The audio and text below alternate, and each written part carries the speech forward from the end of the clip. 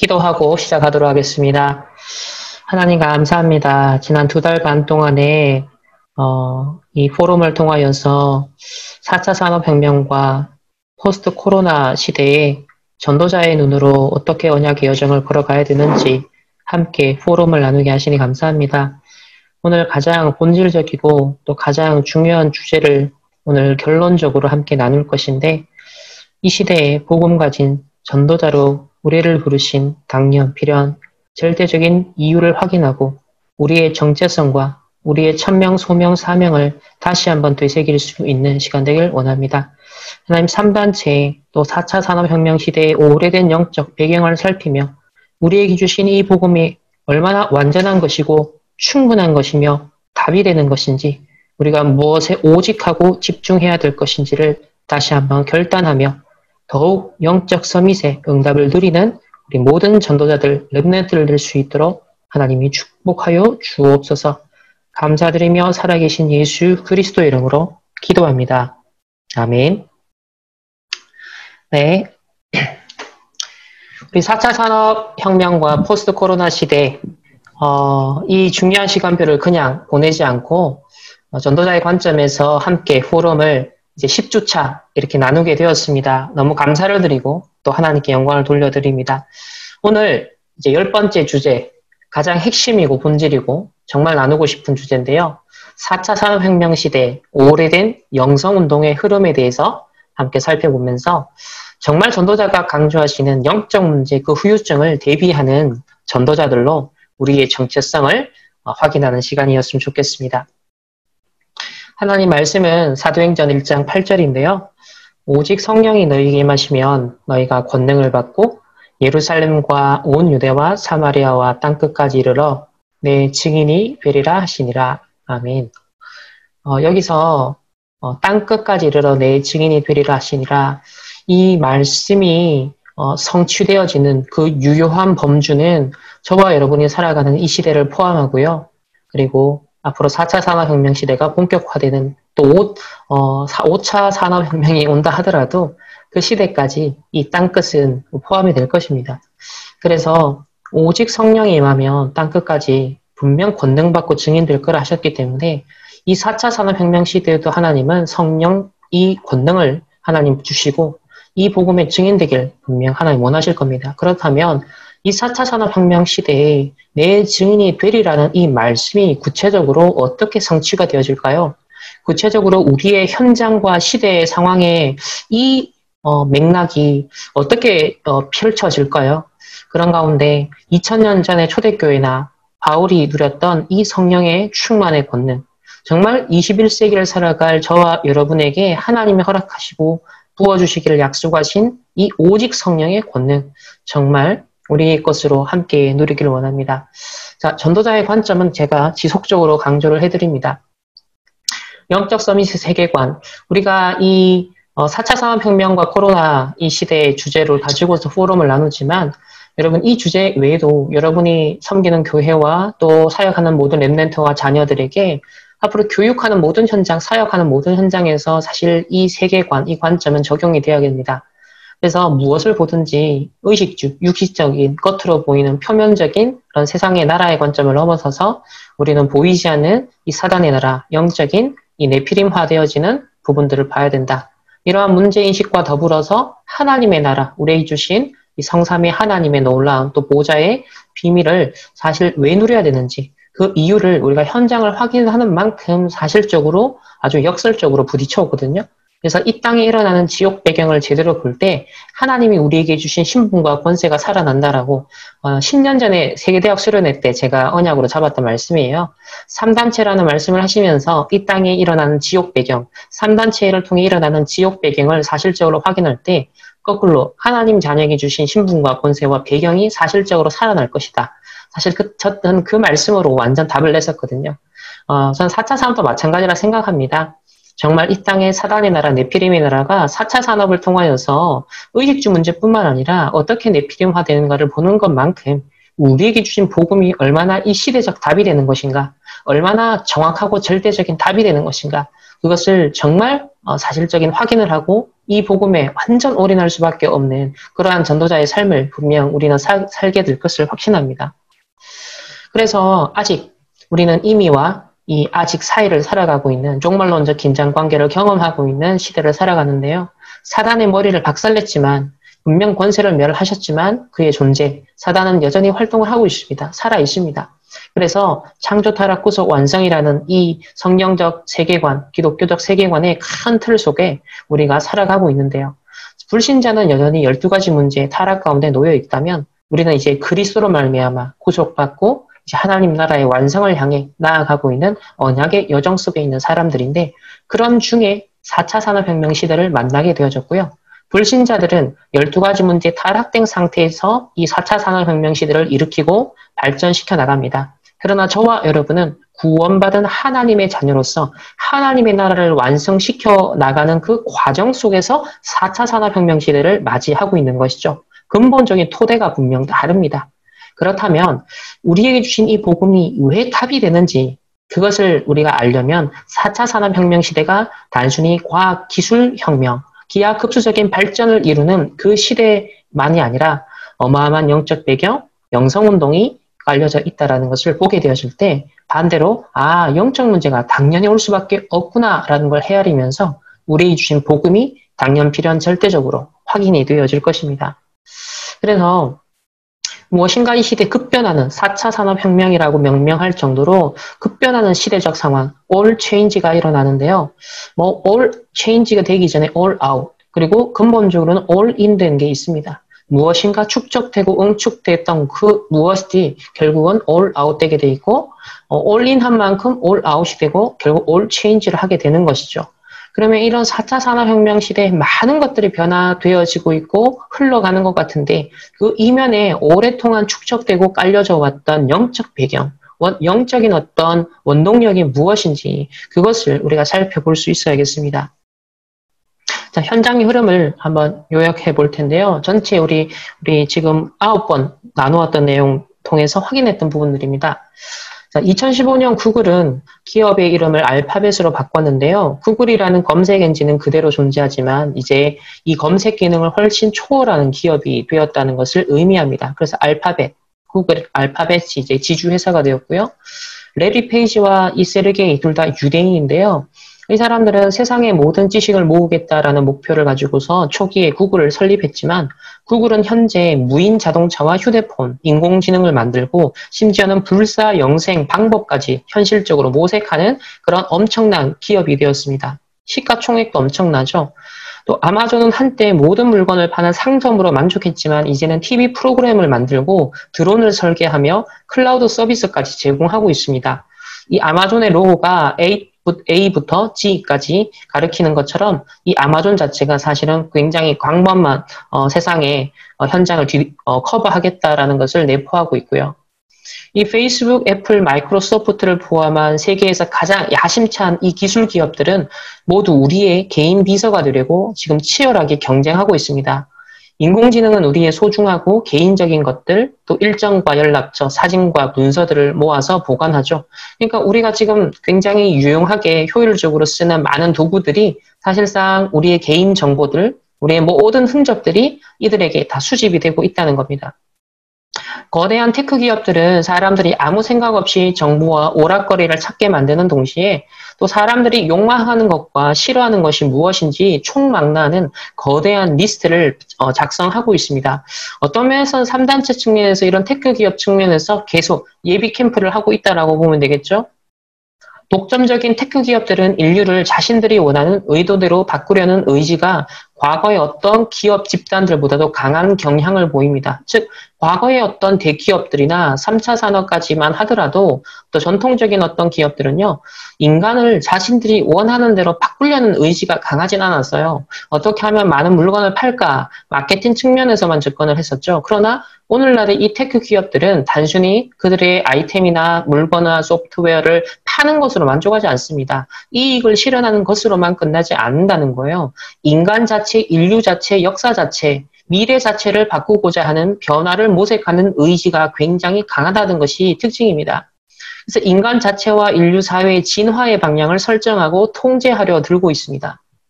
각 개인이 매일 결정하는 크고 작은 선택들을 자동화하고 있고 어떤 뉴스를 읽을지, 어떤 물건을 살지, 또 어떤 길로 이동할지, 어떤 친구를 사귈지 등 섬세한 알고리즘이 제안을 끊임없이 해주고 있죠.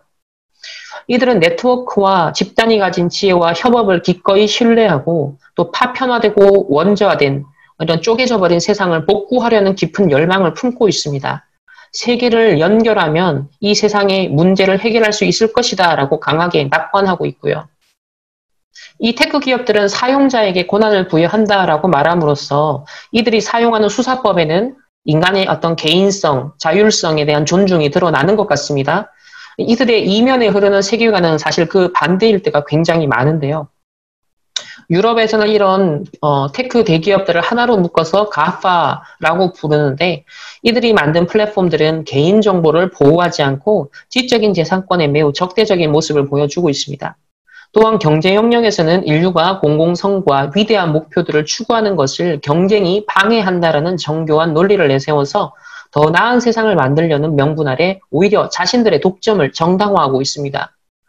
페이스북, 구글, 애플 같은 이 기업들은 작가나 편집자를 직접 고용하지 않고 거의 아무것도 직접 소유하지 않고서도 오늘날 대부분의 정통 이 미디어들을 다 점령해버렸다는 것. 이런 측면에서 굉장히 혁신적인 방법을 적용했다라고 볼 수 있죠. 미국의 62%가 소셜미디어를 통해 뉴스를 접하는데 대부분 페이스북이고요. 또 미디어 사이트에서 발생하는 트래픽의 3분의 1이 구글을 통해 들어오고 있습니다. 그 결과 미디어는 철저하게 테크 기업들에게 수입을 의존하는 구조가 형성되었고요. 이제 미디어 기업들은 생존을 위해서 구글과 페이스북의 알고리즘에 맞추어서 쉽게 발견될 수 있는 방법을 고민하고 있습니다. 미국에서 가장 중요한 뉴스 공급자들은 클릭수를 올리기 위해서 선정주의를 마다하지 않고 진위가 의심스러운 그런 가짜뉴스를 발행하고 음모와 선동을 퍼뜨리는 사람들에게 더 관심을 몰아다 줍니다. 왜? 더 많은 사람이 클릭하게 되어 있으니까요. 페이스북과 구글 등 가상세계는 사실과 거짓을 가르는 경계가 사라져버렸기 때문에 거짓 정보가 전염병처럼 바이럴되어서 급속도로 광범하게 퍼져나가는 세상이 되어 가고 있습니다.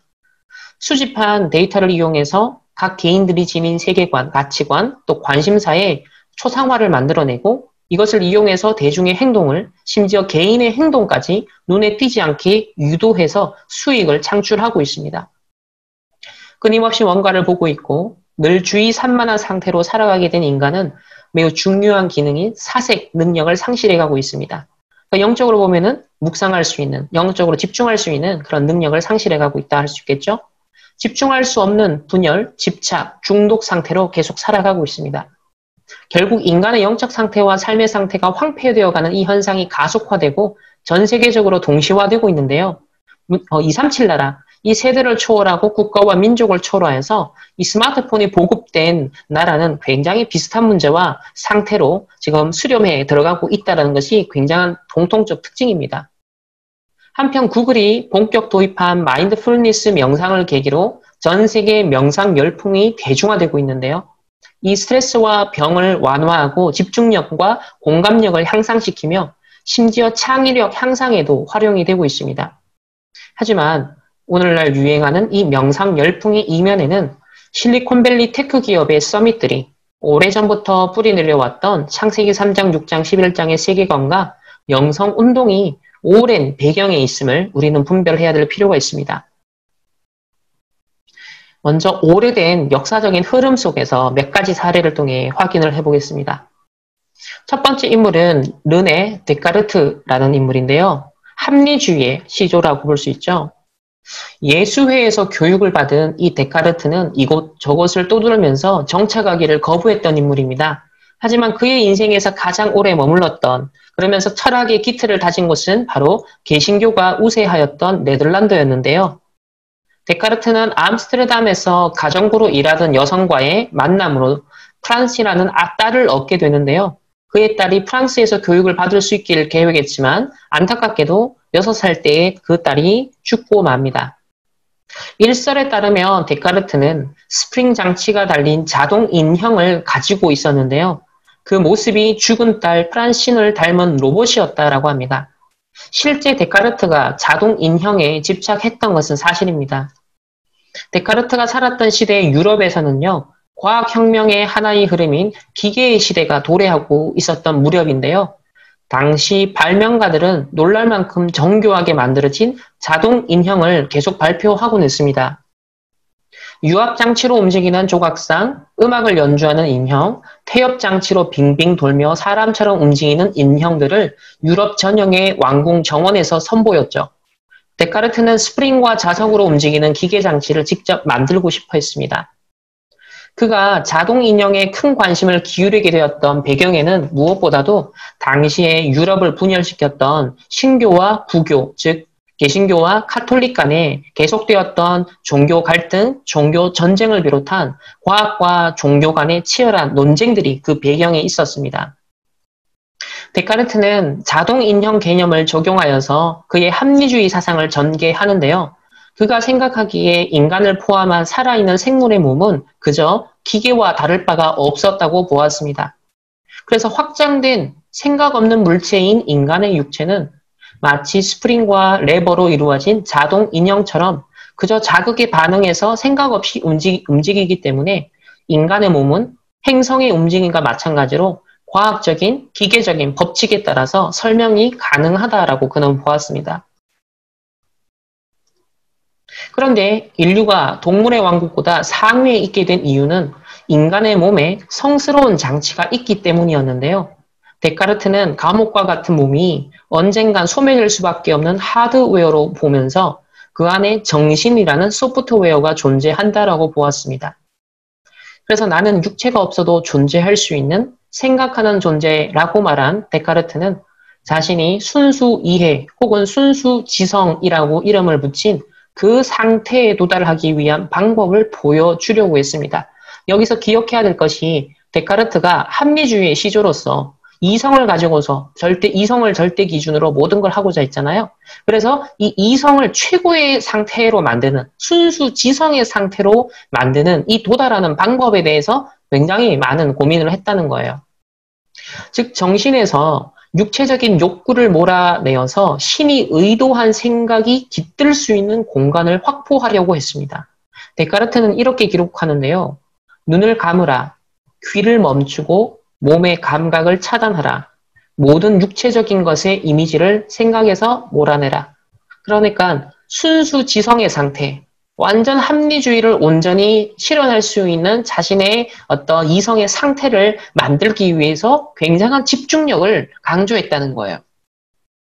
이것은 단순히 데카르트 자신의 정신을 해방시키려는 게 아니라 인류를 한 차원 높은 단계로 끌어올리려는 발상이었습니다. 이런 시도를 두고 지성사 연구가 데이비드 노블은 이렇게 말하는데요. 데카르트는 자신이 고안한 철학적인 방법이 타락한 인류를 도와서 인간이 지닌 인식론적인 한계를 극복하고 내재한 신적인 힘의 일부를 다시 제어할 수 있도록 해줄 것이라 믿었다. 그러니까 자신의 이성, 이 합리주의, 이걸 최대치로 실현할 수 있는 자신의 어떤 상태를 만들므로 말미암아 타락한 인류를 도울 수 있고, 그리고 인간이 가지고 있는 어떤 인식론적 한계를 극복하고, 그리고 내재한 이 이성이라는 것에 내재된 그걸 신적인 힘의 일부를 다시 제어할 수 있도록 할 것이다 라고 그는 믿었다는 거예요. 그러니까 상당히 그의 합리주의에는 이 데카르트가 사실 어떤 뭐랄까요, 그의 종교성이 있다라고도 볼 수 있겠죠. 두 번째 인물은 앨런 튜링인데요. 2차 세계대전 종결의 숨은 주역이자 무신론자인 앨런 튜링은 매우 혼자 있기를 좋아했습니다. 스스로 아웃사이드가 된 인물인데요. 수줍음이 많았고 행동도 또래 아이들과는 사뭇 달랐습니다. 그의 어머니는 튜링이 중세 수도원에 들어갔으면 아주 행복했을 아이라고 했습니다. 이 튜링은 실제 게이였는데요. 당시 영국은 동성애자를 범죄자로 처벌했기 때문에 그의 삶은 더욱 힘들었습니다. 영화 이미테이션 게임을 보시면 2차 세계대전을 종결하는 독일군의 비밀 암호를 해독하는 기계를 만든 사람이 바로 이 앨런 튜링이었습니다. 그러니까 사실상 2차 세계대전을 빨리 종결시킴으로써 수천만 명의 목숨을 보존했다라고 할 수 있는 그 시대적 영웅이죠. 그러나 그는 동성애자였죠. 하지만 튜링에게 운명과도 같았던 이 고립된 삶은요, 오래전에 데카르트가 찬양했던 바로 그 사색의 삶이었습니다. 실제로 그에게 직관적인 깨달음은 그가 홀로 있는 조용한 순간에 찾아오곤 했는데요. 영국의 철학자 스튜어트 햄프셔에 따르면 튜링에게는 고독한 사색의 재능이 있었다. 그는 강력한 집중력으로 다른 사람들이 믿는 지혜, 동시대 사람들이 받아들이는 정설이 자신의 사고에 끼어드는 것을 막아낼 수 있었다. 여러분, 지금 스튜어트 햄프셔의 해석을 보면서 이런 뭐가 느껴지십니까? 앨런 튜링이 시대의 어마어마한 인물이었고 천재적인 인물이었습니다. 그리고 오늘날 인공지능에 아주 중요한 모티브를 제공했던 사람이 이 앨런 튜링이라고 볼 수 있는데요. 이 사람이 고독한 사색의 재능을 가지고 있었던 강력한 집중력을 가진 사람이었다. 그런데 이 집중력을 가지고 어떠한 능력을 발휘했다고요? 그 동시대의 사람들이 당연하게 받아들이는 사고방식이 자신에게 끼어들지 않도록, 즉 세계관 전쟁을 했다는 거예요. 어떤 영적인 의미에서보다는 그 당시의 사람들이 당연하게 받아들이는 그런 생각들을 쳐낼 수 있었던, 그러면서 자신의 천재성을 발휘할 수 있었던, 자신의 사고방식을 지켜나갈 수 있었던 여정을 이 사람은 집중력 속에서, 홀로 외로움 가운데 집중력 속에서 그것을 가능케 했다라는 거예요. 1935년 여름 이 튜링은 사과나무들 사이에 누워서 논리 계산기라는 물건, 기계를 고안해냅니다. 그때 그가 적어두었던 그 메모가 훗날 디지털 혁명의 설계도가 되었죠. 튜링은 비과학적인 사고를 지적하는 일을 즐겼고 컴퓨터라는 새로운 발명품이 불러올 미래를 두려워하고 걱정하는 사람들을 놀리기를 좋아했던 인물이었습니다. 이렇게 말했는데요. 미래에는 여성들이 공원에 컴퓨터를 데리고 나가 산책시키면서 오늘 아침에 우리 컴퓨터가 정말 웃긴 소리를 하지 뭐예요? 하며 서로 인사를 나누게 될 것이다 라고 농담을 했는데요. 2차 세계대전 당시니까 벌써 60년, 70년, 80년 가까이 됐잖아요. 근데 앨런 튜링은 그 당시 이런 얘기를 했다는 거예요. 지금은 이 스마트폰을 가지고서 여러분의 인공지능에게 말을 걸단 말이에요. 근데 이게 실현되었단 말이에요. 그러니까 이게 앨런 튜링 당시에는 정말 농담이고 말도 안 되는 상상력인데 앨런 튜링은 그것이 실현되는 세상을 어떤 면에서는 바라봤다는 거죠. 그래서 후대들에게 큰 영향을 미친 이 튜링의 에세이들에서 그의 농담이나 화려한 논리들을 걷어내고 살펴보면 그가 매우 영적인 사고를 하고 있었음을 발견하게 됩니다. 즉 튜링을 비롯한 수학자나 엔지니어들이 신의 존재를 부정했을지 모르지만 정작 자신들이 비유기체, 어떤 기계들을 대할 때는 마치 생명을 부여하는 신성한 일을 하고 있는 그런 태도를 보였다는 거예요. 그러니까 자신들이 하는 이 비유기체에다가 뭔가 생명력을 부어넣는 그 일이 매우 신성한 일, 신적인 일이다. 이렇게 그들은 태도를 보였다는 겁니다. 컴퓨터가 단순한 기계에 불과하다라고 생각하지 않았는데요. 그에게 컴퓨터는 어린아이였고 학습이 가능한 존재로 간주됩니다. 종종 컴퓨터를 영국의 공립학교에 다니는 학생처럼 묘사하곤 했습니다. 컴퓨터의 잠재력을 단 한 번도 그는 의심하지 않았는데요. 궁극적으로 기계는 순수하게 지적인 영역에서 인간과 경쟁하게 될 것이라는 그의 미래 예측은 과히 충격적인 통찰이 아닐 수 없습니다. 지금 우리가 맞이하는 시대가 어떤 시대죠?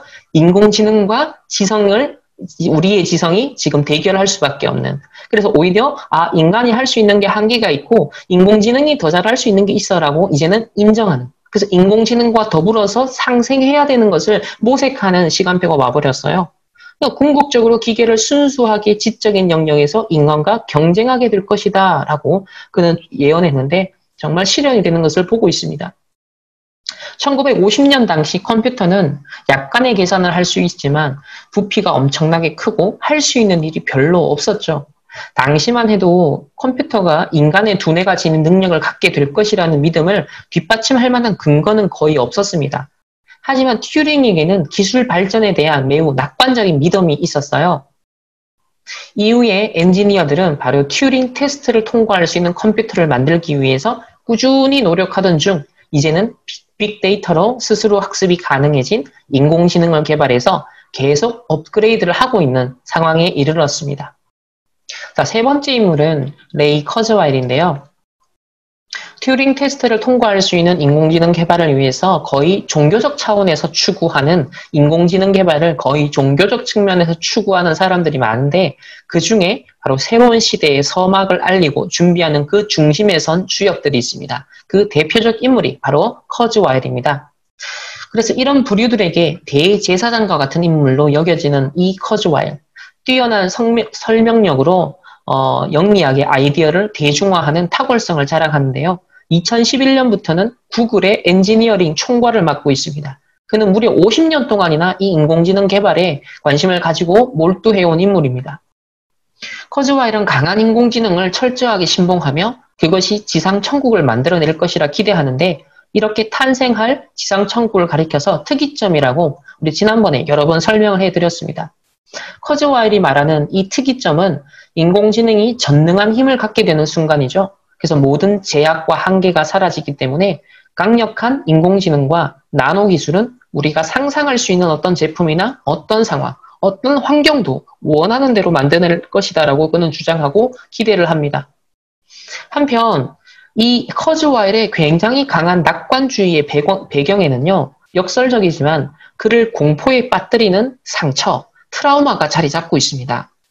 홀로코스트 생존자였던 유대인 아버지는 인생 역경으로 몸이 상했고 58세에 갑작스러운 심장마비로 세상을 떠나게 됩니다. 미래에 대한 황홀한 비전, 이 커즈와일의 미래에 대한 황홀한 비전은 안타깝게도 홀로코스트의 끔찍한 재앙으로부터 태동이 되었던 것인데요.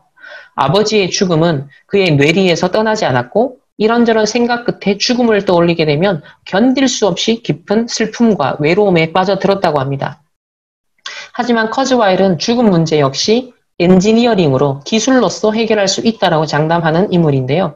특이점이 이를 때까지 수명을 늘리기 위해서 그는 비타민과 영양 보충제, 효소와 같이 매일 150알씩 매일 복용하고 주사도 정기적으로 맞습니다. 그 1년에 쓰는 비용만 해도 11억이나 된다고 해요. 그런데요, 유대인 홀로코스트에서 생존한 이 커즈와일의 부모님은 지성적인 예술가였는데요.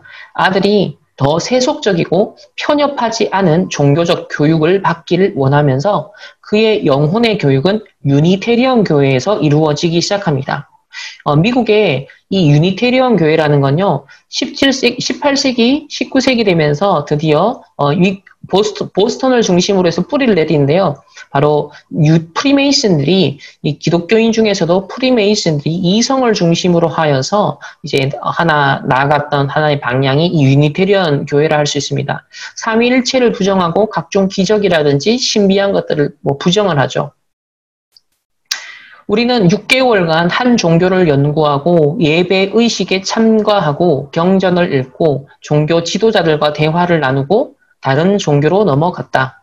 주제는 진리로 가는 여러 갈래의 길이다. 그러니까 이렇게 오늘날 지금도 그 하버드 대학교의 신학교 같은 경우는 바로 이 유니테리언 교회 중심의 신학을 가르치고 있습니다. 하버드 대학이.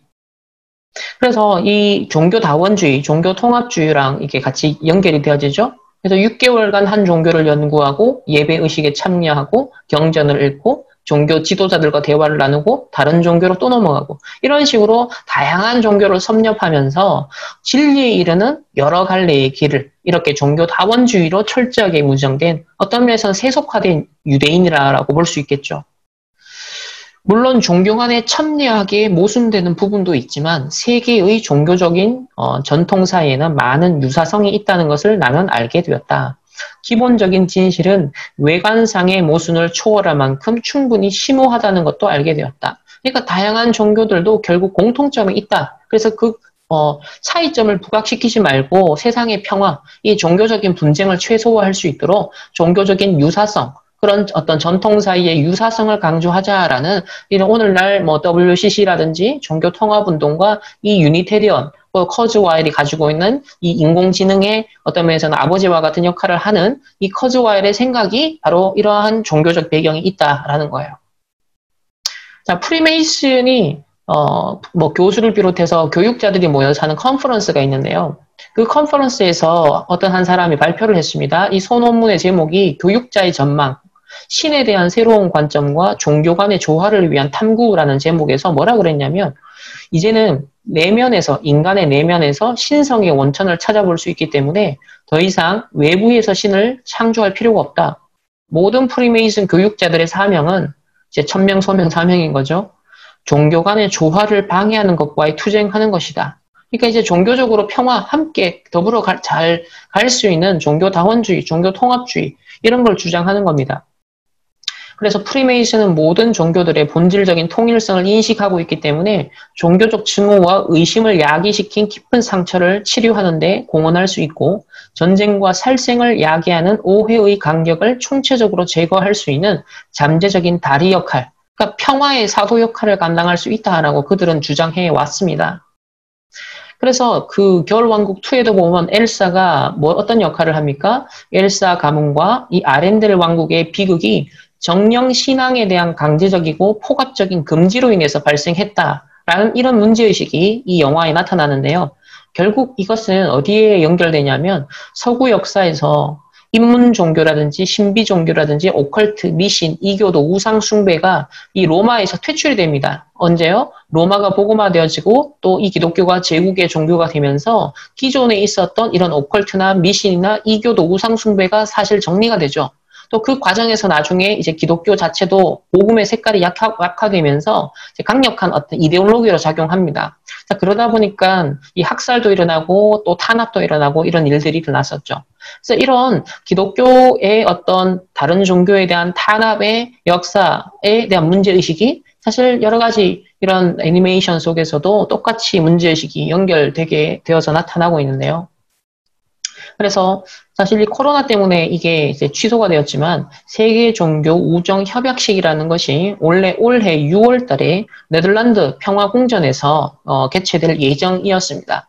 이제 이걸 주도적으로 하는 것이 프란시스코 교황이었고요. 그래서 Make Friends라는 이제 주제를 가지고서 세계 종교 우정 협약식이 체결될 뻔했습니다. 그러나 이건 취소가 되었어요.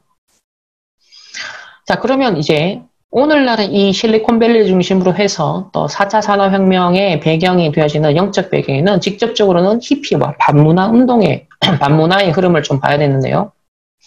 오늘날 이 부상하는 새로운 거대 테크 기업들은 단순히 이익만을 내기 위해 독점을 탐하는 것이 아닙니다. 그들에게 있어서 독점이란 것은 일종의 영적인 의미가 전제된 아주 역사적인 맥락이 깔려 있는데요. 이들에게 네트워크 내의 권력 집중이라는 것은 이제 독점, 이 4차 산업의 주도적인 세력을 이루고 있는 구글, 페이스북, 아마존, 애플 이런 세력들은 그들이 독점을 하는 것은요. 하루속히 이룩해야 될 사회적인 선, 또 전지구적인 화합의 예비적인 단계, 또 인류의 소외와 불평등, 여러 위협들을 해결할 수 있는 필요 조건이다라고 그들은 보고 있습니다. 가장 결정적인 전환기 때마다 테크 기업들은 독점의 추구를 인권이나 인류의 연결 같은 거창한 수식어로 포장하지만 결국 스스로 부여한 임무인데 마치 인류의 천명처럼 여기고 수행을 하고 있습니다. 이러한 공통된 경향은 상당히 오래된 흐름 속에서 생겨난 것인데요. 이런 배경을 이해하려면 실리콘밸리의 거대 테크 기업들이 공유하는 시대정신, 또 영적인 뿌리에 대해서 살펴볼 필요가 있습니다. 그 대표적인 인물을 바로 스튜어트 브랜드를 알아야 되는데요. 실리콘밸리의 독점에 대한 열망은 가장 낭만적으로 평화와 사랑을 전망했던 1960년대 바로 반문화, 히피 문화까지 거슬러 올라갑니다. 좀 더 좁히면 그 전통은 히피 왕국의 황태자로부터 시작되는데요. 1960년대 초 바로 LSD 환각제 복용자들이 리더로 추앙했던 스튜어트 브랜드는 홀 어스 카탈로그를 발간한 인물인데요. 이 매거진은 스티브 잡스가 자신의 세대의 바이블이라며 젊은 시절 자신에게 영감을 준 것으로도 유명합니다. 그래서 이 스튜어트 브랜드는 이 60년, 70년대 환각 파티, 마약 파티 이런 걸 개최했던 대표적인 인물입니다. 아주 대단한 사실은 부유한 인물의 부유한 집안의 자녀였는데요. 홀 얼스 카탈로그라는 것이 굉장히 중요하다는 것을 여러분 기억하시길 바라고요. 광고회사 임원의 아들이었던 이 브랜드에게 북미 원주민들은 커다란 깨달음으로 다가왔습니다.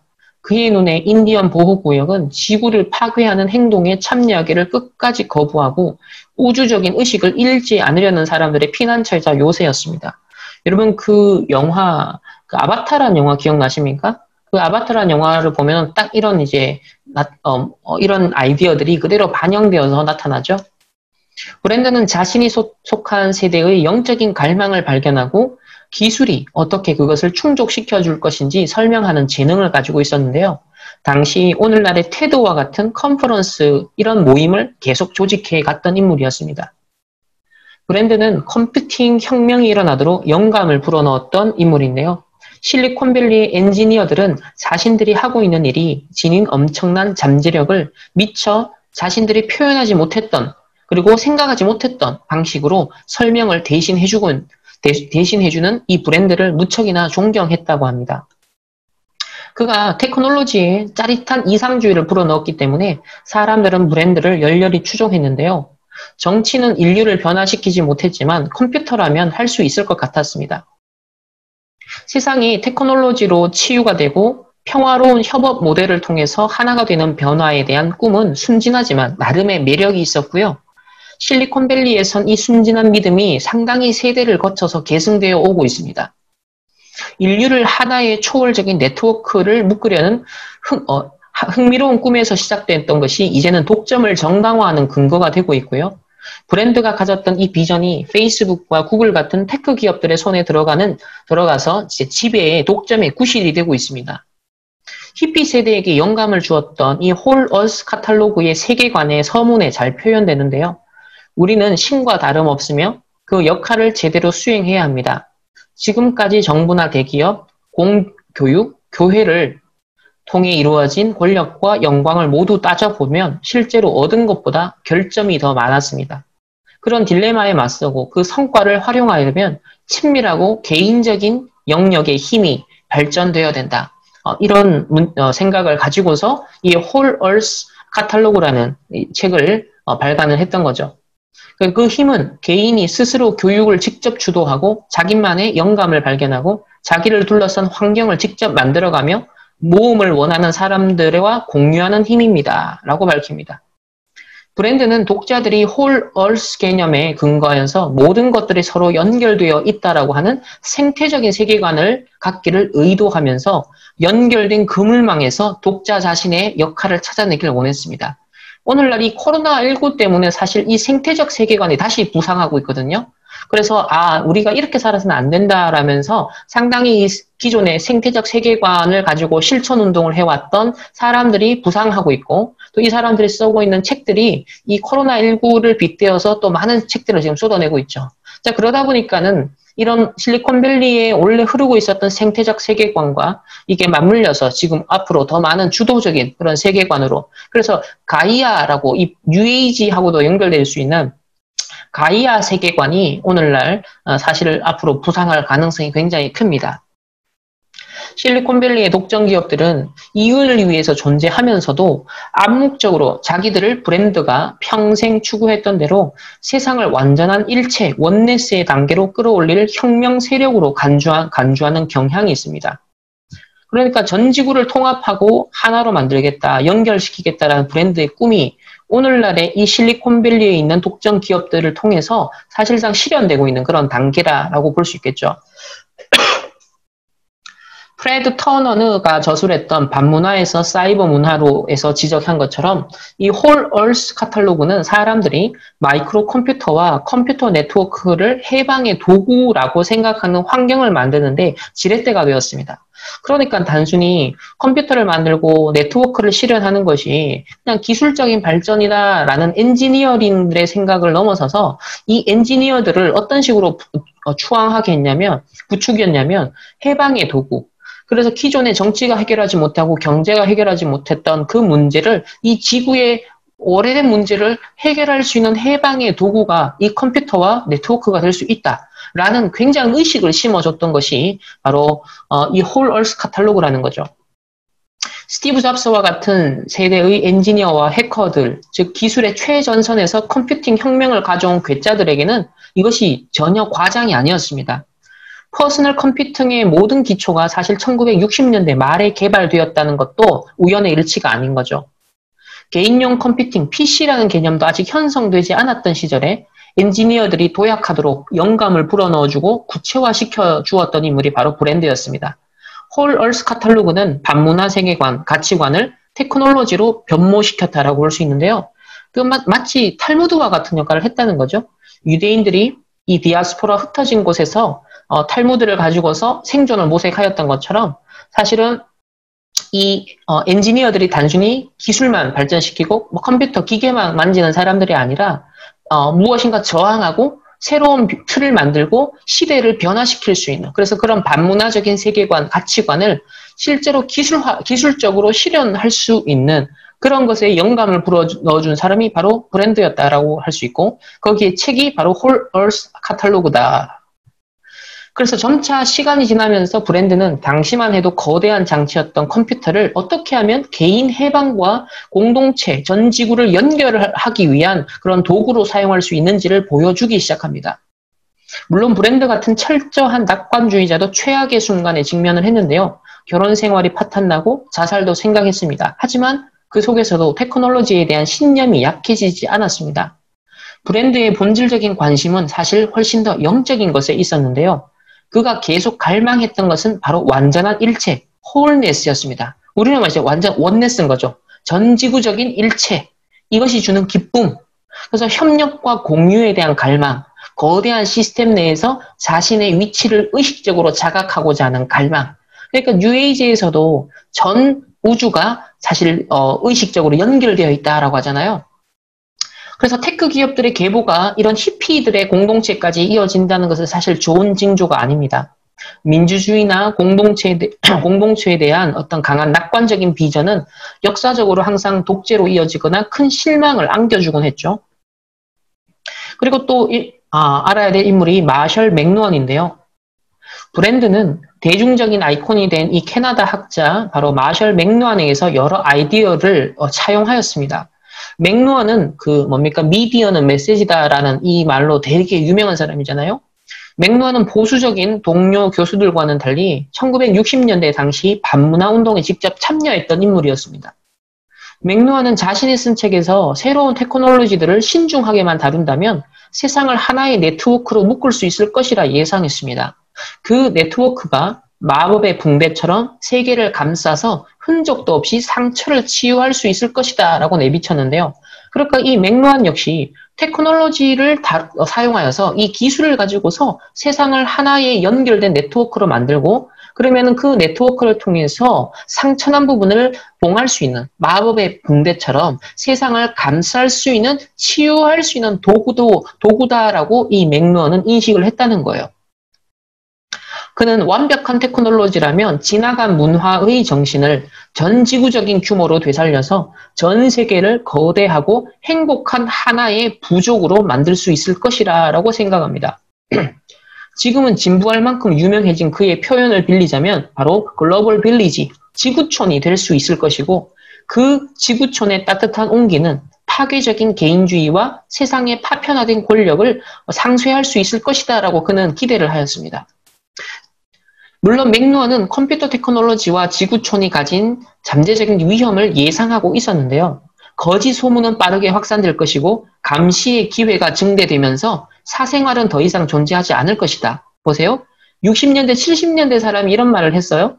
지금 이제 AI 시대, 또 모든 것이 연결되고 있는 시대, 자, 이런 것 속에 지금 위협을 받는 게 뭡니까? 계속 가짜뉴스가 유행하고 있죠.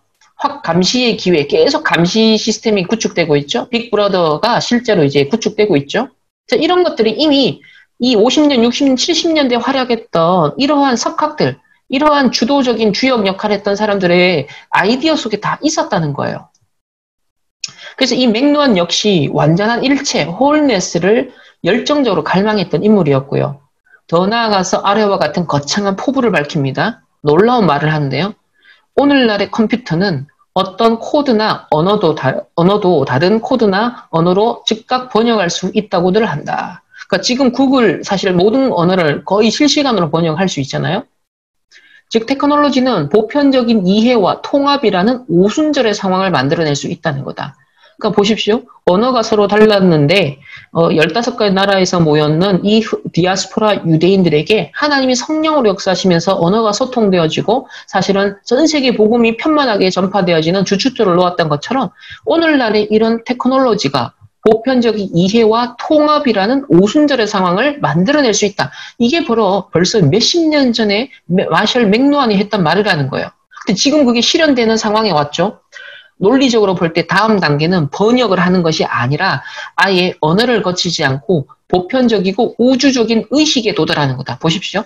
벌써 기술적으로 번역하는 수준을 넘어서서 아예 언어를 거치지 않고 보편적이고 우주적인 의식에 도달하는 거다. 아까 브랜드나 이 마셜 맥루한이나 상당히 이런 그 당시에 히피와 반문화 운동의 흐름을 타면서 명상을 하고 어떤 우주적인 의식, 뉴 에이지의 어떤 영성을 똑같이 추구하고 있다는 걸 확인하게 되어지죠. 그래서 그 우주적인 의식은 20세기 프랑스 철학자 앙리 베르그송이 꿈꿨던 집단 무의식과 아주 흡사할 것이다. 영원한 삶, 영원한 평화 등을 언급한 이 맥루한의 말은 정치적인 예언을 넘어서 매우 종교적인 분위기를 풍기고 있습니다. 그 이후에 테크놀로지의 주요 발전은 기계가 협력의 새로운 시대를 불러올 것이다 라고 예언했던 이 맥루한의 열망으로 포장되어서 지금까지도 지속이 되고 있습니다. 세계를 지구촌으로 묶으려는 꿈은 현대의 테크놀로지에 붙은 이름들에서 잘 나타나는데요. 인터넷은 서로 연결되어 있고 웹은 세상을 감싸며 미디어는 사회적입니다. 이 꿈은 줄줄이 등장한 대규모 협업 프로젝트들의 원동력이 되었고 1990년대 가상 커뮤니티부터 리눅스, 위키피디아, 크리에이티브 커먼즈까지 이윤을 내려는 의도 없이 지식의 전당들이 만들어집니다. 오늘날의 오픈소스도 이 흐름의 연장이라고 볼 수 있습니다. 한때는 이상주의적인 제스처였고 수염 덥수룩한 발명가들의 몽상이었던 공유 개념이 이제는 상식처럼 일반화되면서 자본주의 속에서도 수용이 되고 있습니다. 구글이나 페이스북처럼 역사적으로 가장 성공한 기업들의 사업 계획은 세상을 하나의 거대한 네트워크로 연결하겠다라는 열망으로 가득하죠. 그래서 지금 스페이스X 같은 경우도 계속 위성을 쏘아가지고 전 지구가 네트워크가 되겠다라는 거 실현하겠다 계속 하고 있잖아요. 자, 그러면 오늘날 진화된 영성운동을 한번 살펴보겠습니다. 2000년, 2500년 전에 이미 그리스 로마 시대에 엘레우시우스라는 종교, 신비적인 의식을 행하는 비의 종교가 있었습니다. 데메테르 신전에서 이 종교가 성행을 했었는데요. 핵심은 이겁니다. 기존의 한계의 틀을 깨고 잠재력을 발산시키기 위해서 9일간 집중적인 신비의식을 행한다는 거예요. 그 매개체는 금식을 하고 노래, 춤, 북치기, 독특한 의상을 입고 극적인 드라마를 연출하면서 육체적인 탈진과 환각제를 활용한 자아각성 운동이라 볼 수 있습니다. 그러니까 무당이 구슬해도 생각과 마음과 영혼이 일치되는 것처럼 이런 여러 가지 매개체를 동원하여서 기존의 한계의 틀을 깨고 인간에게 어떤 잠재된 능력들을 끄집어내겠다. 9일간 집중적인 어떤 신비적인 의식을 행하면서 힘을 끌어내겠다. 이 엘레우시우스 종교 출신이 바로 플라톤이라는 학자입니다. 플라톤은 벌써 이 엘레우시우스 종교에서 신비적인 어떤 의식을 오랫동안 행했던 사람이에요. 그의 그 사상들이 바로 이 바탕에서 많이 나온 것으로 볼 수 있습니다. 오늘날 프리메이슨도 마찬가지죠. 뭐 33개 등급을 만들고 여러 가지 단계를 만들고 신비적인 의식을 차용하고 또 각종 이집트나 뭐 바벨론이나 여러 종교 뭐 사상 철학에서 다 차용해 와서 여러 가지 이제 짬뽕을 시켜서 그들만의 체험 의식을 만듭니다. 이런 집중하는 코스를 통하여서 무엇인가 정신적으로 색다른 경험을 하고 뭔가 영적으로 접신하는 단계까지 갈 가능성이 굉장히 농후하죠. 그래서 이런 것들이 예나 지금이나 고대 종교나 오늘날의 현대 프리메이슨이나 본질적인 영적인 흐름은 계승이 되고 있다는 거예요. 그래서 뉴에이지 60년, 70년대 쭉 해서 80년대에 꽃을 피우기 시작했던 화려하게 등장하는 바로 뉴에이지 운동.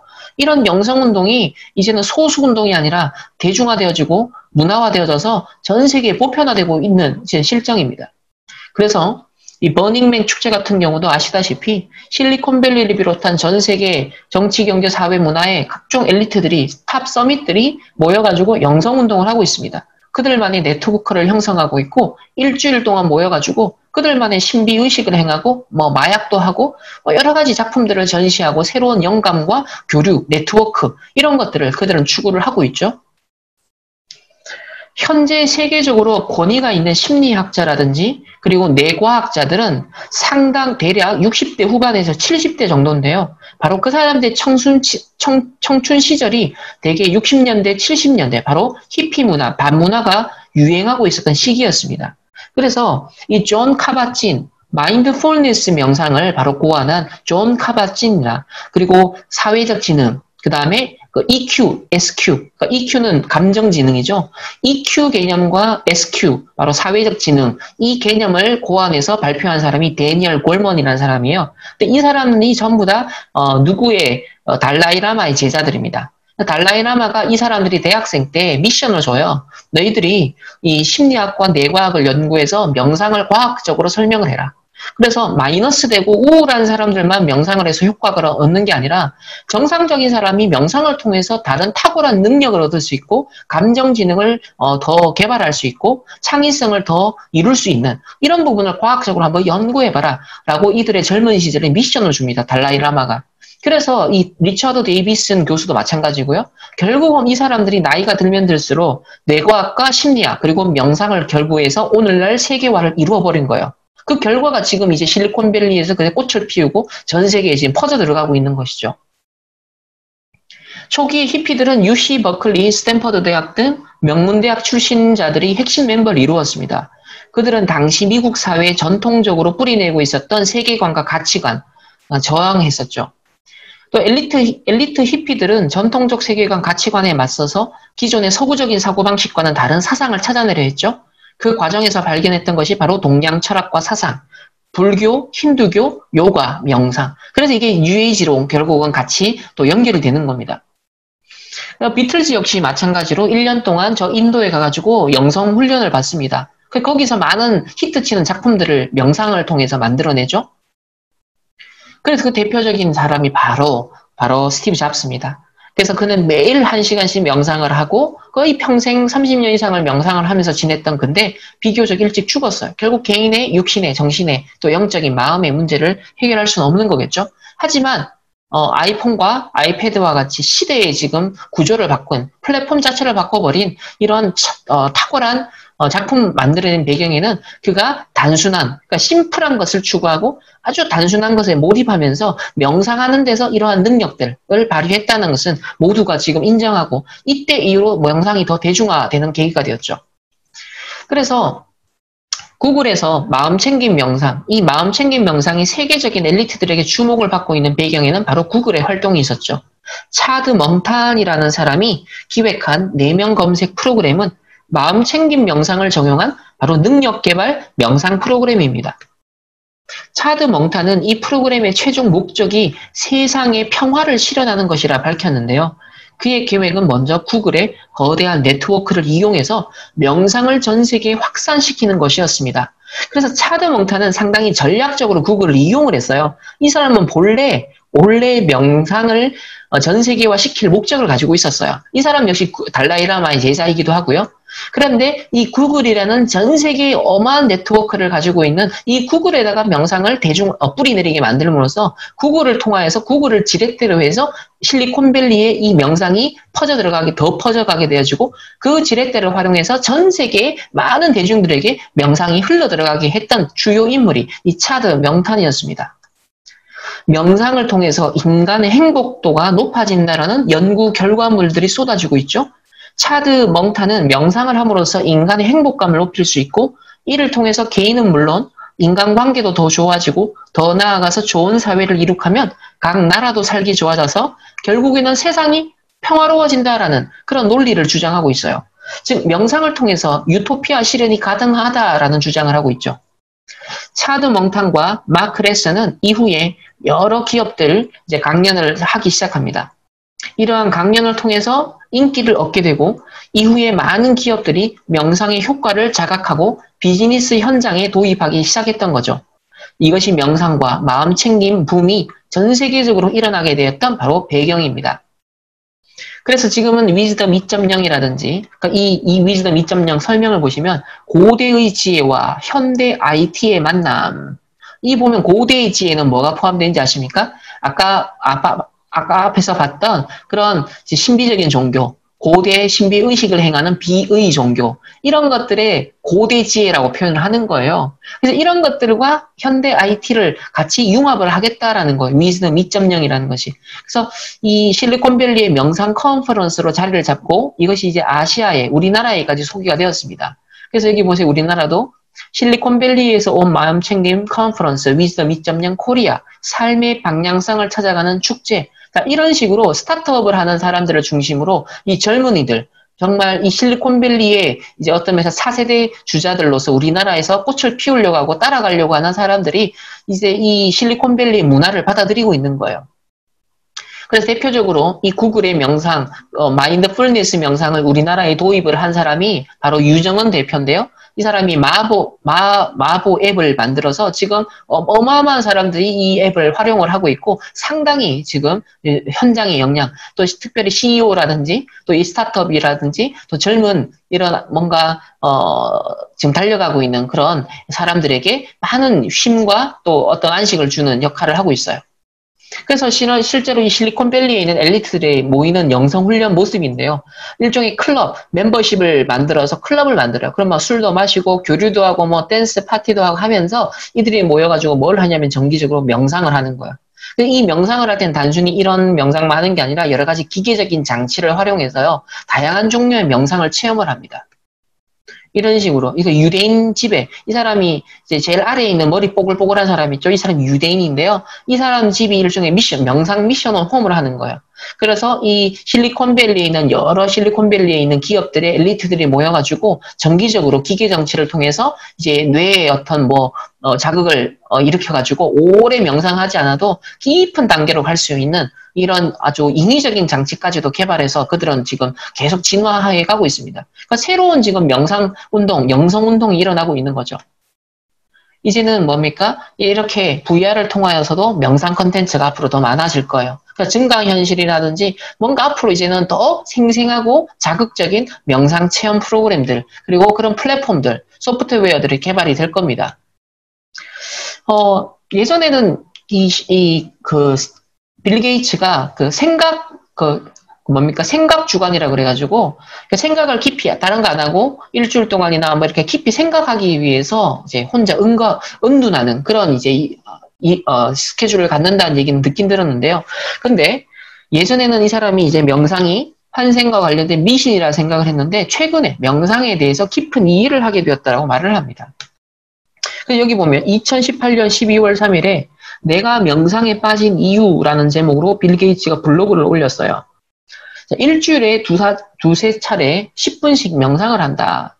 이건 종교나 신념과 관계가 없다. 하루에 몇 분을 떼어내어서 머릿속에 생각들에 집중하는 법을 연습하고 근육을 단련하는 것처럼 명상은 마음의 운동이다.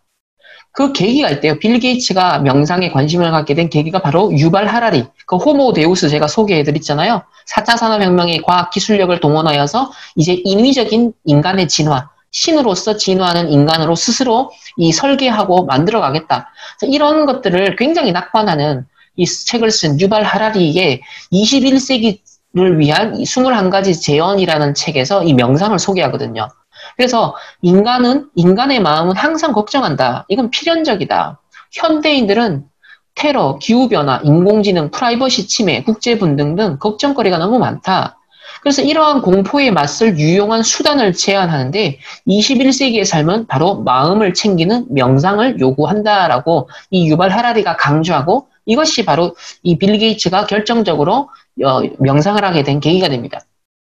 심지어 그는 24살에 24살이던 2000년 처음으로 10일 동안 명상 수련을 한 뒤 이것을 알게 됐대요.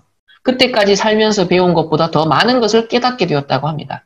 그러니까 오순절하림이 이름에 마가다락방에 모여가지고 오로지 기도에 힘쓰는데 주의 성령이 역사하신 것처럼 이 사람이 24살 때 2000년에 처음으로 10일 동안 명상 수련하는데 다른 세계를 본 거예요.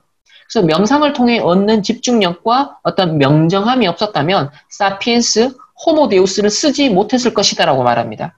지금도 매일 2시간씩 명상을 한대요. 이 사람이 유대인인데 세속화된 유대인이죠. 사실은 뉴에이지 사상을 따르는 유대인이고 그리고 이런 뭐 4차 산업혁명의 어떤 시대 정신을 또 굉장히 강한 인공지능을 낙관하는 입장에서 그런 시대 정신을 주도하는 사람인데 이 사람이 쓴 뭐 진화론적인 그런 관점에서 역사 여러 가지 이제 완전 사실은 뭐 허구적인 얘기인데 많은 지성인들에게 지금 영향을 주고 있는데 그 바탕을 보세요. 매일 2시간씩 나름의 영적 서밋이 되고 있다. 그리고 매년 한 달, 두 달은 명상 수련을 간대요. 그러니까 완전 집중하는 이 사람 비밀이 있다는 거예요. 명상은 세계와 자신에 대한 진실을 아는 방법이기 때문인데요.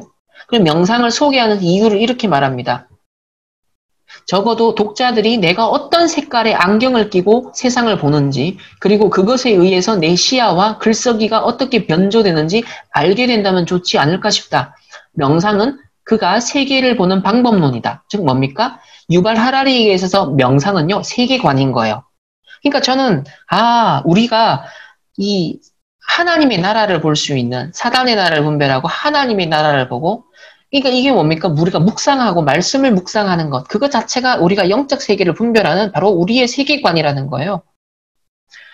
그러면서 이 사람이 명상을 통해 깨닫게 된 것이 여러 가지 10대 시절 내 주변의 사람들과 내가 읽은 책에서 얻은 것들 모두가 정교한 허구들이었다. 이 가짜들 때문에 스트레스 받아 힘들었다는 거예요. 신과 천국에 대한 종교적 신화, 모국과 국가의 역사적 사명에 대한 민족주의 신화, 그러니까 유대인들이 홀로코스트를 겪고 엄청 어려움을 당한 이제 그 후대들이잖아요. 그러다 보니까는 무신론자들이 굉장히 많아요. 신이 과연 이스라엘의 야훼 신이 살았는데 유대인들이 왜 이렇게 어려워? 그래서 사실은 민족주의 신화도 사실은 반박하는 흐름까지 지금 나타나는 거예요. 사상과 모험에 관한 낭만적 신화, 경제 성장과 어떤 구매와 소비가 나를 행복하게 해줄지에 관한 자본주의 신화. 자, 이런 허구를 벗어나는 것이 바로 명상이었다는 거예요. 모든 허구적인 이야기를 포기하면 이전보다 훨씬 명료하게 실제를 관찰할 수 있다. 그래서 허구적인 스토리를 드러내고 실제만 남기는 도구가 바로 그에게는 명상이었다. 저는 이거 보면서 이 사람 명상을 통해서 대단한 능력을 발휘하는구나.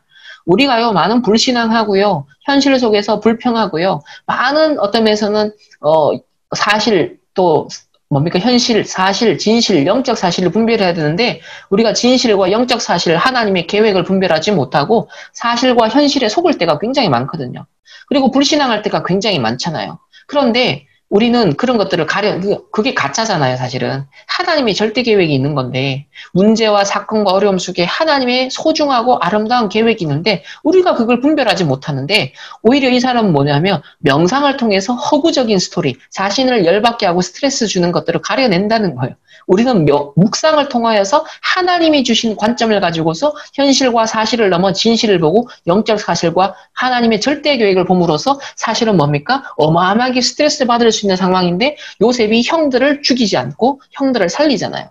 그러니까 이런 능력들이 이 묵상 속에서 영적 힘 속에서 넣는 열려진 눈인데 우리가 이런 묵상의 비밀, 영적 서밋의 비밀을 놓치고 있는 사이에 이 완전 가짜인데 명상을 통하여서 상당한 능력 자신을 극복하는, 자신을 컨트롤할 수 있는 능력을 이 유발 하라리가 가지고 책을 쓰고 있다는 겁니다. 그러면서 호흡 얘기를 합니다. 숨을 한 번 쉬는 동안 자신을 진정으로 관찰할 수 있다면 모든 것을 관찰할 것이다. 여러분, 전도자가 뭡니까? 호흡 한 번에 신분과 권세, 그리스도의 삼직, 우리에게 주신 5가지 확신, 10가지 우리 뭡니까? 신앙의 발판, 어마어마하게 우리가 호흡 한 번을 통해서 깊이 묵상하고 누릴 내용이 풍성하거든요. 근데 이 사람은 보세요. 호흡 한 번에 자신을 진정으로 관찰할 수 있는, 자신을 방해하는 허구적인 것들, 자신을 얽어매는 스트레스들, 세상의 많은 소리들, 게이라고 동성애자라고 비난하는 많은 비난들, 이런 많은 자기를 공격하는 것들을 넘어서는 힘을 어디서 얻는다? 호흡 한 번 하면서 명상하는 것 속에서 이걸 찾아낸다는 거, 이 힘을. 그래서 당신의 마음속에 있는 걱정의 99%는 그냥 허구인 이야기일 뿐이다. 사실 우리가 이 눈을 떠야 되잖아요. 사실 우리가 어렵다, 힘들다, 괴롭다 하는 그것이 하나님의 관점에서 보면 허구거든요. 가짜거든요. 사단이 속이는 거거든요.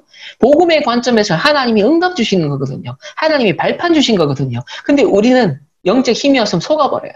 허구에 99% 신자들이 속고 있다니까요. 그래서 교회 안에서 자리 싸움하고 있고 명예 싸움하고 있고 돈 싸움하고 있고 교회가 이러고 있는 사이에 지금 명상하는 사람들은 이 수준을 넘어서고 있다는 겁니다. 여기에 지금 전도자가 자존심이 상한 거예요. 하나님의 사람들이 진짜 것을 놓치고 있는 사이에.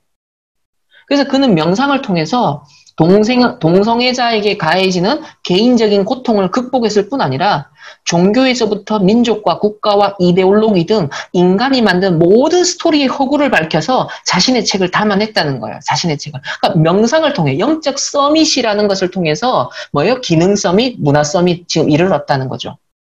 그래서 내 고통의 가장 깊은 원천은 바로 나 자신의 정신 패턴에 있다는 사실이다. 고통은 외부 세계의 객관적인 조건이 아니다. 나 자신의 정신이 일으키는 정신적인 반응이다. 이것을 깨닫는 것이 더한 고통의 발생을 그치는 첫걸음이다라고 나름의 깨달음, 그러니까 불교 신자들이 도를 트면 하는 얘기를 지금 하고 있어요. 그런데요, 사실 이거 굉장히 틀린 겁니다.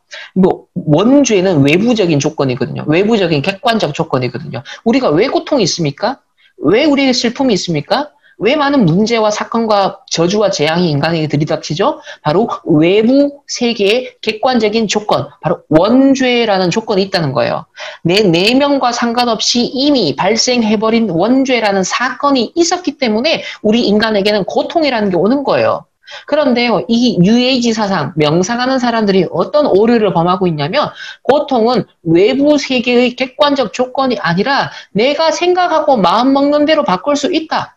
이거 지금 얘기하는 거예요. 아무리 수행을 해서 자신의 고통을 완화하는 생각들과 마음을 가진다 한들 사실 진짜 저주와 재앙이 들이닥칠 수밖에 없는 외부 세계의 객관적 조건인 원죄에서 빠져나올 수 있는 건 복음밖에 없어요. 그래서 이 복음을 가지고 묵상하는 자를 통해 하나님은 지금 복음 없이 명상하는 사람들이 상당한 능력을 발휘하지만 결국은 본질적으로 해결할 수 없는 고통, 문제에 빠져든다는 겁니다. 그리고 하나님 아닌 다른 비우는 마음에 다른 게 들어가잖아요.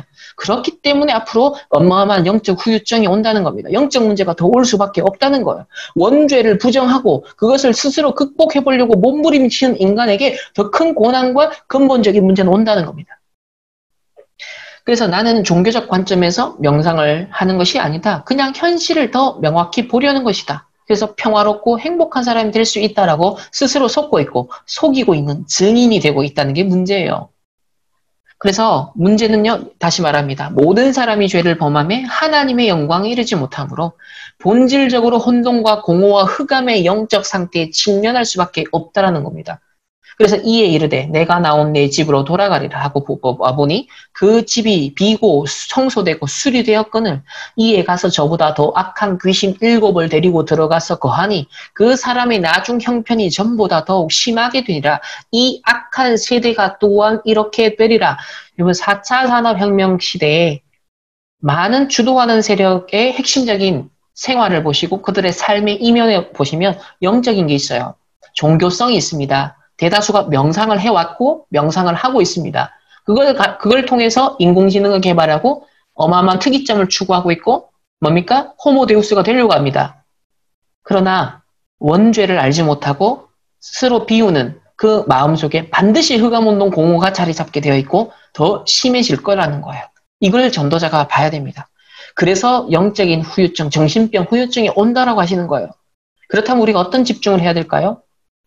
4차 산업혁명 시대에 이 후유증을 대비하는 바로 전도자의 영성운동을 우리는 회복해야 됩니다.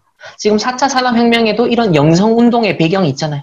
우리의 복음 영성운동을 해야 돼요. 그래서 제가 이 강의를 때마침 RTS에서 지난 학기에 할 무렵에 코로나 때문에 RTS가 비대면 수업을 했지만 하루 1일 영성훈련을 유 목사님이 직접 하셨습니다. 그래서 이 1강, 2강 영성훈련으로서 영성훈련에 초점 맞춘 메시지를 2강을 하셨거든요. 자, 1강 영성훈련의 방향, 2강 영성훈련은 체험이다 라는 말씀을 주셨어요. 그래서 1강으로 영성훈련의 방향을 잡아야 된다. 대부분의 영성훈련들이 자기 안에 있는 영성을 개발하려고 하는데 그것은 창세기 3장, 6장, 11장 사단이 준 것이다. 앞에서 확인했죠. 데카르트부터 시작해서 쭉 확인했습니다. 앨런 튜링도 마찬가지고 3단체의 영성훈련을 분별 없이 따라가면 안 된다. 영성의 주인은 하나님이다. 하나님의 중요한 언약의 여정을 따라가는 자에게 주시는 힘이 영성이다. 언약의 여정 목표는 사람을 살리는 구원, 전도인데 영성훈련의 방향이 잘못되면 완전히 실패한다. 요셉은 17년, 모세는 80년, 사무엘과 다윗은 40년을 기다렸다. 이렇게 오래 준비시키신 것은 시간을 끄는 게 아니다. 하나님은 사람, 교회, 현장이 준비될 때까지 기다리게 하신다. 먼저 하나님의 영에 크게 감동된 메신저, 중직자, 렘넌트를 준비하셔서 뭐요? 절대 목표 세계 복음화, 전도 선교, 237, 5천 미전도 종족을 살릴 수 있도록 하기 위해서 뭘부터 준비한다? 하나님의 영에 크게 감동된 메신저와 중직자와 렘넌트를 준비하신다. 그게 더딜 때는 10년, 20년, 30년이고 40년도 기다리시면서 이게 준비될 때까지 하나님이 영성운동 속에 우리가 들어가야 된다는 거예요. 그래서 이 언약의 여정 속에 있어야 영적 힘을 주신다는 거예요. 언약의 여정을 빼버리고 그냥 체험하겠다라고 하니까 문제다. 또 교회의 전도 운동을 위해서 먼저 생명을 건 헌신자 팀, 생명을 건 서밋 팀, 생명을 건 인턴십 팀을 준비해야 한다. 이렇게 준비해서 캠프해야 한다. 이제 현장 준비를 해야 되는데 바울은 곳곳에 제자와 확실한 중직자와 회당에서 렘넌트 인턴십을 준비했다. 성령 충만은 내가 기도해가 받아내는 것이 아니라 이러한 언약의 여정을 가는 자에게 하나님이 볼 때 필요하니까 하나님이 주신다는 거예요. 모든 문제와 갈등은 본질만 놓치지 않으면 답이 된다. 그래서 속지 마라. 계속 이 언약의 여정을 여러분들이 가게 되어지면 약속하신 갑절의 성령의 충만을 하나님이 부어주시는 것. 이게 바로 우리 다락방의 렘넌트와 전도자들이 누려야 될 영성운동이라는 거예요. 2강은 영성훈련은 체험을 해야 된다. 우선 틀린 것이지만 3단체의 영성운동을 인정해야 한다. 그래서 영적 문제 올 수밖에 없다. 교회가 그걸 막아줘야 되는데 못하고 있다. 하나님의 백성이 기도 응답 받으면 되는데 못 받고 있다. 우리가 마음대로 할 수 있는 게 생각과 마음인데 이게 영혼과 통한다. 하지만 실제 기도할 수 있는 시스템이 없다. 렘넌트 7명처럼 기도할 수 있다면 어디에 있어도 괜찮다. 그래서 네피림을 능가하는 영적 서밋의 영적 시스템을 준비해라. 이번 리더 수련회 때도 1강에서 결국 영적 서밋, 이 얘기를 하셨죠. 24, 미리 딱 보고 영적 서밋, 이 비밀 속으로 들어가도록 시스템이 딱 만들어지도록 이 얘기를 하셨습니다. 아침에 가장 행복하고 설레는 굉장한 기도를 시작해라. 밤에는 고민과 문제 해결을 기도해라. 그러면 내가 만든 것 말고 하나님이 주신 확실한 기도 제목이 나온다. 그걸 잡고 24 하면 예비된 25 하나님 나라 수준이 나오고 영원이 나온다. 이번 리더 수련회 1, 2, 3강 24, 25 영원이죠. 이제 기능성 및 삶의 시스템을 준비해라. 종교단체는 주문을 반복하고 몸과 마음을 수행하며 입신 단계까지 들어간다. 전도자는 삼위일체, 신분과 권세를 누리는 언약을 정확히 잡아라. 이걸 계속 누리면 세상 나라, 사단 나라, 하나님의 나라, 즉 이 영적 세계관을 가지고 현장을 보게 될 것이라는 거예요. 마지막으로 우상단체를 능가하는 문화 서밋의 형장 시스템을 만들어라. 눈에 안 보이는 능력을 누리는 영적 시스템을 갖추면 끝난다. 반드시 하나님의 나라로 응답이 온다. 하나님의 것이 성취된다. 기도 집중, 영적 집중, 말씀 집중해라. 그렇기 때문에 예배 때가 가장 중요하다라고 결론을 내리고 마치셨습니다. 그래서 우리가 지난 우리 10주간의 여정을 통하여서요, 뭘 확인했죠? 4차 산업혁명 시대의 흐름과 주도권이 이미 3단체에 빼앗겼구나. 세상 서밋들에게 빼앗겼구나. 이 6가지 빼앗긴 도구를 확인했습니다. 그리고 레버리지, 베슬, 트랜스미션, 노바디, 플랫폼, 아웃소싱까지 빼앗긴 걸 다 확인했어요. 그럼 우리가 그것으로 보면 안 되죠? 네피림된 사단의 나라를 봤다면 우리는 뭐예요? 반대로 하나님의 나라로 바꾸기 위해서 바로 언약을 잡아야 됩니다. 복음의 흐름을 확인해야 되죠. 우리가 계속 지금 언약 확인하고 이번 리더 수련회 언약 잡아야 됩니다. 그러면서 뭐요? 4차 산업 시대의 대표적인 어떤 현장 흐름을 봤죠. 대표적인 인물들을 봤습니다. 오늘은 그들의 영적 배경을 봤어요. 비전을 본 거예요. 뭔가를 본 겁니다. 현장을. 그러면 이때 나를 렘넌트로, 이때 나를 목사로, 이때 나를 선교사로, 이때 나를 중직자로, 영산업인으로, 렘넌트로 하나님이 부르시고 교사로 부르셨다면 하나님 내가 해야 될 게 뭡니까? 그 천명, 소명, 사명이 무엇입니까? 나의 것, 나의 현장, 내게 주신 달란트, 그때그때 달란트가 있고 평생 달란트가 있다. 그러니까 이런 것들이 이제 다 살아나는 거죠. 그 62가지 전도자의 삶을 통해서 7가지 달란트를 찾는 것, 5가지 기도의 집중을 통하여서 결국은 이런 것들을 하나하나 회복하는 과정입니다. 그러니까 결국은 말씀, 기도를 통해서 계속 하나님의 형상을 온전히 회복하는 과정 속에 있고요. 또 우리가 독서 포럼 하는 것도 마찬가지고요. 결국은 이 작은 인턴십과 우리의 작은 오늘의 말씀 기도 전도 또 이런 인생 작품들이 쌓여서 앞으로 이 3단체 빼앗기고 4차 산업시대의 흐름 바꿀 수 있는, 그래서 오히려 4차 산업을 따라가는 게 아니라 4차 산업을 우리나 넘어서서 그 이후에 올 후유증을 대비하는 것이 우리의 산업이 되고 우리의 기능이 되고 우리의 직업이 되고 우리의 전문성이 되고 교회 시스템이 되고 현장 시스템이 된다면 결국은 앞서서 하나님은 방주운동하는 자에게 모든 걸 몰아서 담아주신 것처럼 전도자는 그러한 걸 우리가 꿈꾸고 실제로 대비하고 준비하길 원하지 않나. 저는 다시 한번 이번 리더 수련을 통하여서 그런 전도자의 마음을 다시 한번 확인할 수 있었습니다. 그래서 이번 우리 전도자 CVDIP, RUTC 응답 이 찬양 있잖아. 이 가사를 묵상하면 할수록 우리의 영성을 보여주고 있어요. 우리의 영성은 이겁니다. 모든 것이 언약의 응답입니다. 모든 일이 비전의 응답입니다. 내게 주신 오늘의 이 현장이 어떤 면 지긋지긋하고 짜증나고 열받고 화나고 상처되고 이 현장이 꿈의 응답입니다. 모든 사람이 실현의 응답입니다. 모든 미래가 작품의 응답입니다. 그게 바로 랩넨트의 CVDIP 응답. 요게 한마디로 말하면 영성입니다. 우리 다락방의 영성을 정의해주죠. 랩넨트 전도자의 영성이 무엇인지 요 가사 안에 그대로 들어가 있습니다. 자, 이게 그럼 어떻게 가능하다? 후련구, 그 어려운 부분 있잖아요. 갈보리산, 감난산, 마가다락방 138의 이 언약으로 완전 천명, 소명, 사명 속으로 당년, 필연, 절대, 일심전심, 지속 속에서 오직 유일성 재창조가 일어나고 결국 24, 25, 영원. 이게 결국 뭡니까? 앞에 것이 가능하게 만드는 힘의 원천이죠. 이게 영성입니다. 영성. 그러니까 모든 것이 언약의 응답이 되고 모든 일이 비전의 응답이 되고 모든 내게 주신 현장이 꿈의 응답이 되고 모든 사람이 신의 응답이 되고 모든 미래가 작품이 응답이다. 이러한 랩넨트 CVDIP 응답, RUTC 응답을 저와 여러분이 나의 영성으로서 회복하여 정말 영적 서밋이 되어지고 이 3단체를 살리고 4차 산업혁명 시대에 예고되어지는 이런 많은 영적인 후유증을 해결할 수 있는 시대에 치유하는 증인으로 하나님 우리를 부르신 줄 믿습니다. 그래서 이런 영성 회복의 참된 주역으로 우리 모든 전도자들과 여러분들이 꼭 되어주셨으면 좋겠습니다.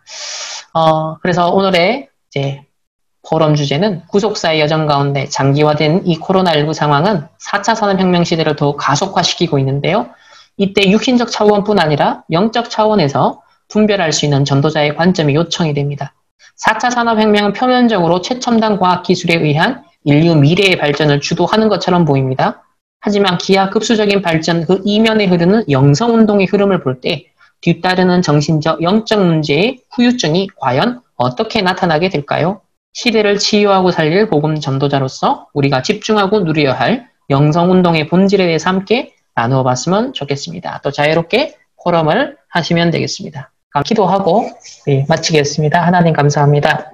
지난 10주간의 여정을 정말 교회가 다르고 지역이 다른데 현장과 시간표도 다 다른데 이 4차 산업혁명 시대와 또 포스트 코로나라는 이 동일한 시대적 상황 속에 전도자라는 동일한 정체성 속에 영적인 세계관을 가지고서 재해석, 재적용, 재창조할 수 있는 그런 인턴십을 함께 인도받게 하시니 감사합니다.